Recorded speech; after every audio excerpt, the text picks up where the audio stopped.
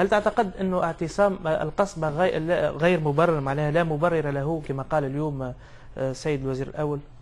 شو حق الاعتصام وحق التظاهر وحق التعبير وحرية التعبير وكل هذه أشياء يعني اتفقنا أن هي من مكتسبات الثورة، لكن أو مش نجي نعم ولكن حتى لكن أنا نحب خليك تتصور أنت وتصور المستمعين. أعطيني دولة واحدة في العالم مثلا خذوا أمريكا دولة ديمقراطية، يجيوا معتصمين قدام البيت الأبيض يمنعوا الرئيس اوباما من الدخول مثلا إلى مقر عمله. أعطيني مثلا يجتمعوا قدام قصر بيكنغهام ويمنعوا الملكة من الدخول إلى العمل بتاعها. أعطيني يجيوا قدام مثلا قصر الإليزيه ويمنعوا مثلا الوزير والأول وكذا من الدخول. الاعتصام حق من الحقوق، لكن هو الاختلاف فين حسب أنا على الأقل مش نظري أنا. الاختلاف هو أنك أنت تجي تعتصم وتعطل الحياة العامة، هذا ما يجيش.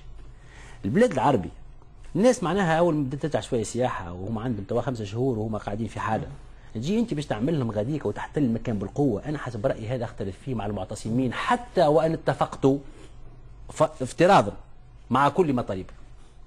هذا هو المشكل حسب رأيي الأساسي، وهذا ليش أنا أدعو أو شوفوا اعتصام المصير هو موجود عنده 3 أسابيع تو في مكان ثماش حد دار به ولا ثماش حد مشاركه.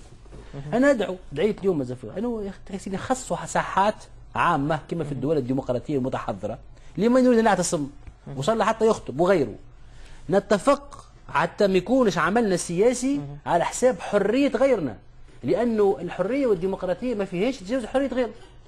لكن طبعا من كل حق كل تونسي وكل مجموعة من التونسيين أنهم يكون عندهم مطالب. ثم ناس يحبوا إلغاء المديونية، من حق أنا أختلف معهم، لأن المديونية في كل أنحاء العالم هي جزء أساسي من الاستثمار الاقتصادي، ما ثماش إمكانية. هي الصين عندها مديونية، لكن افتراض عنده عادي من حقه أن يطالب بإلغاء المديونية، من حقه غير الحكومة، من حقه يدعو تغيير علم تونس كان يحب. وإحنا شفنا علم تونس أنزل وعوض بعلم آخر، وشفنا ناس تقول لك كتبت على علم تونس أشياء وعبارات، شفنا أشياء مفجعة